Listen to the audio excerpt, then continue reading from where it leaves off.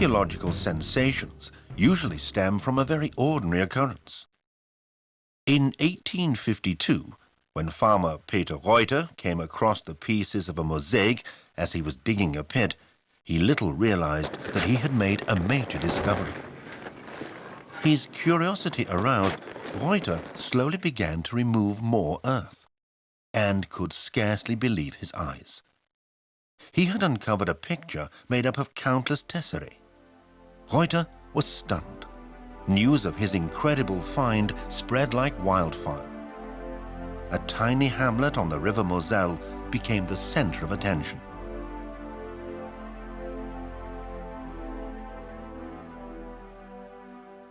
The Moselle Valley has played a very special role ever since prehistoric times.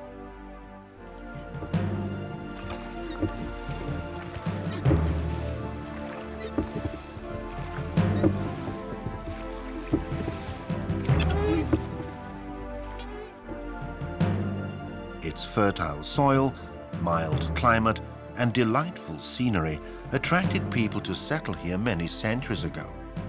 Celtic tribes, the Treveri and the Mediomatrici, led a comfortable and prosperous life here.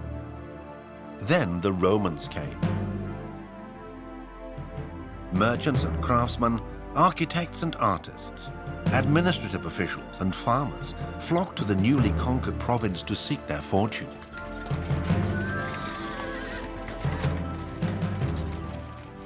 The influence of the South soon became noticeable. The Roman method of building with stone is the sign of cultural change.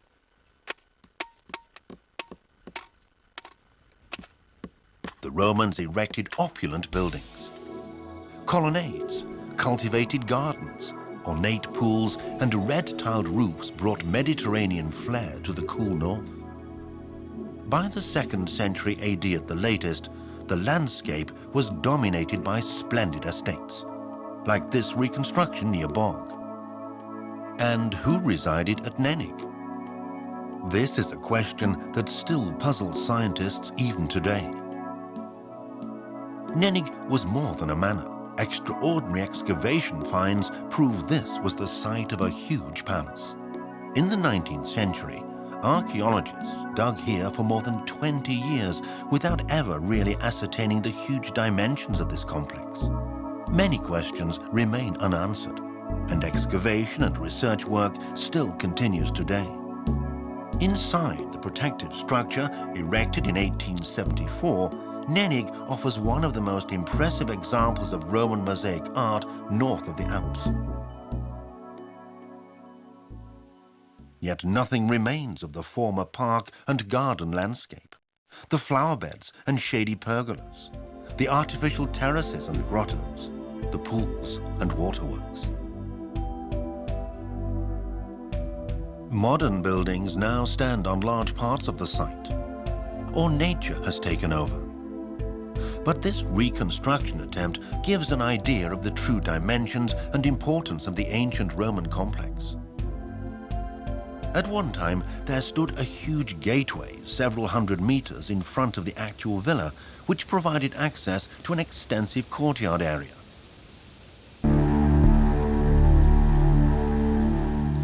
The visitor made his way up the slope, with the palace always in view.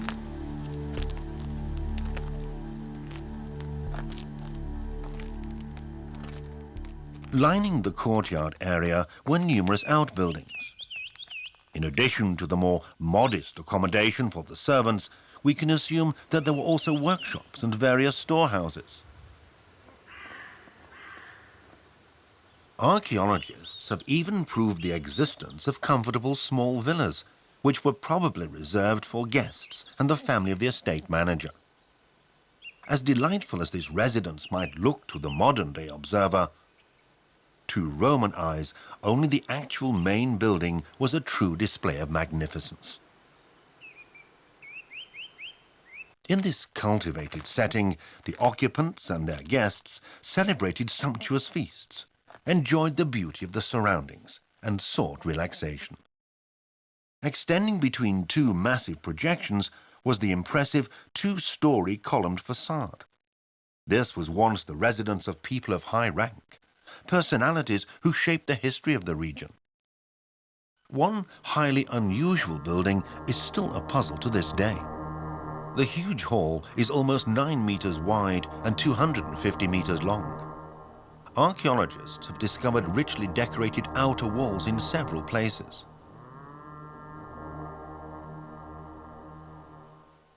The beginning and the end of the hall were fashioned in the form of spacious, mainly windowless rotundas. But what was its purpose? To suggest that such a gigantic complex served merely as a connection between the main building and the baths some distance away really does seem too simple an explanation. Access to the luxurious bathhouse was gained via a staircase at the southern end of the hall. The building, with its 5 semicircular annexes, covered an area of several hundred square meters and offered every amenity of the day. Bathing was more than just washing. Bathing was culture. Personal hygiene and body care involved a lengthy ritual of hot, tepid and cold baths, which alternated with periods of rest and massages. Bathers sought relaxation, entertainment and mental stimulation. Visitors to the reconstructed bathhouse in Borg can once again experience the colourful atmosphere, the comfort and the technical subtleties of Roman architecture. Nennig was inhabited long before its owner had the palace planned. This is proved by traces of human settlement that could even date back to Celtic times. This ground plan illustrates the situation in the 2nd century AD, when the villa was in its heyday. Our knowledge of the architectural history of the villa at Nennig is by no means complete. We do know, however, that the building, which had a total length of about 140 meters, provided plenty of space for living, sleeping and working.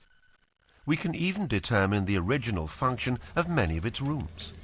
There were fire rooms, luxuriously heated rooms, kitchens, dining rooms, storerooms, airy passages and open courtyards with fountains and plant decoration.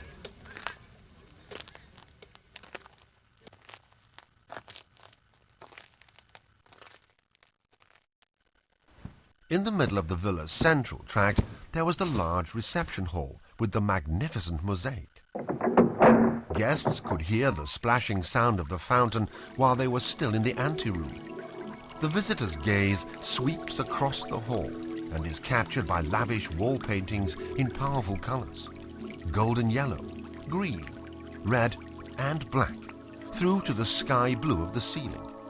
The perfect flood of stimuli which the ancient Romans loved so much.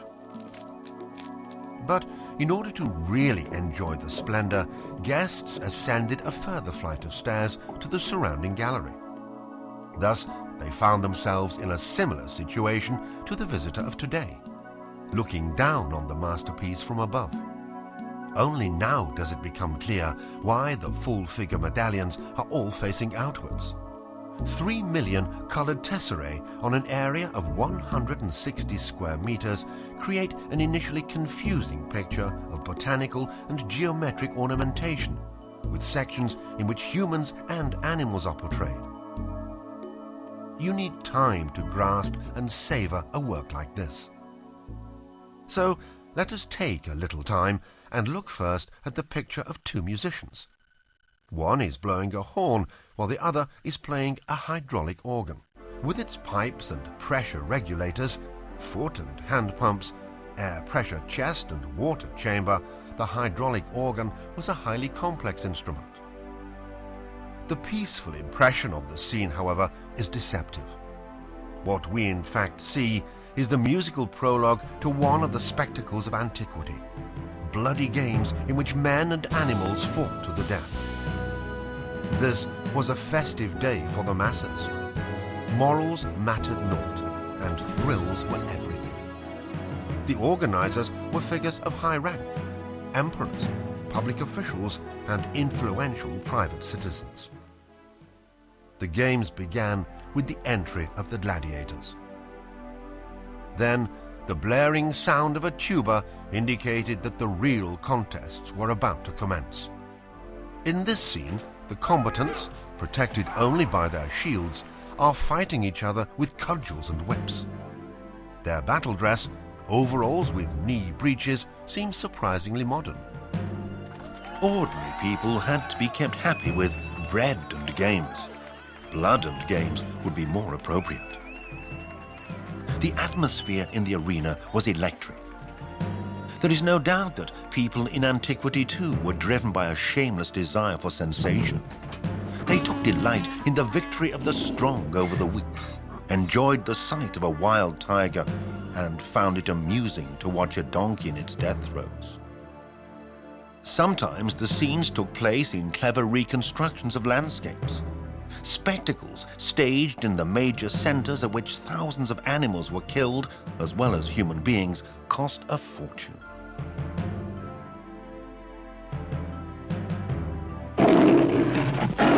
Yet another donkey meets its death. The lion has played its part. Sated and placid, it stands in front of its decapitated prey. A guard pats the predator. As a slave, he is worth far less than the lion. 2,000 sesterces, perhaps no more than 4 or 5 mules. The Venatio was a battle royal between everything the organizers could lay their hands on. Elephants, lions, panthers, leopards, ostriches, bears, hippopotamuses, crocodiles, and of course, human combatants. In a contest between man and beast, the outcome was always unpredictable. In this case, armed solely with a spear and with his left arm bandaged as protection, it is man who finally emerges victorious. The panther has been fatally injured. Our hero assumes a victor's pose. Relieved, he greets the audience.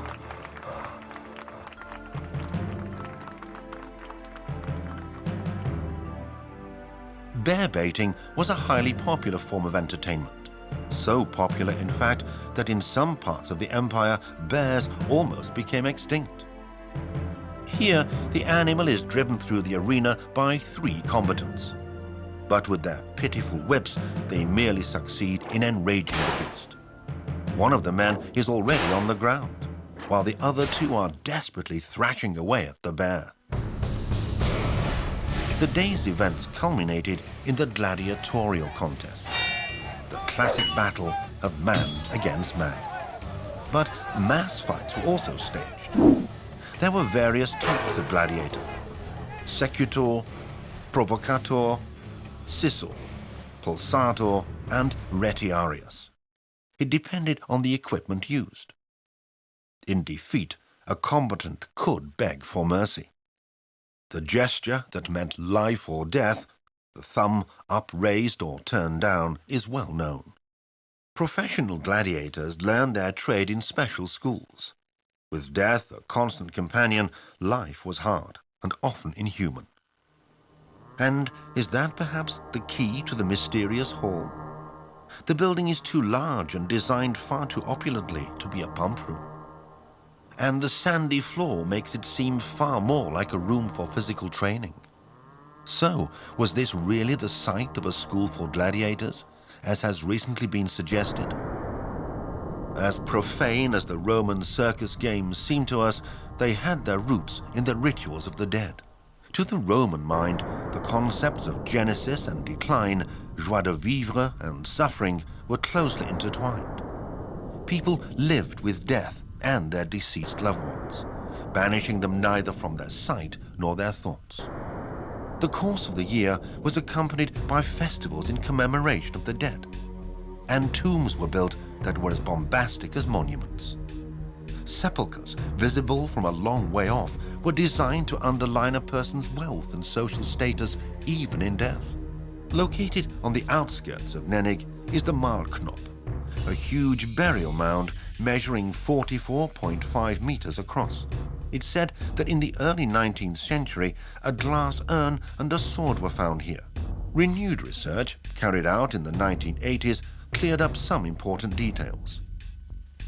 It has not yet been proven, yet who else could have been buried here but one of the rulers of Nennig, together with his family?